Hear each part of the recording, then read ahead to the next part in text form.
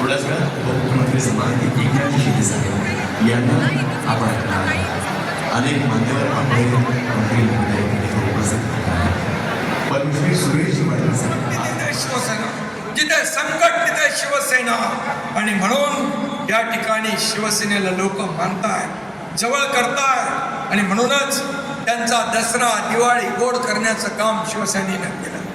वारकरी कष्टकरी आणि शेतकरी, वारकरी कष्टकरी आणि शेतकरी हीच खरी शिवसेनेची जबाबदारी. म्हणून आपण काम करतोय, आपल्या जबाबदारीतून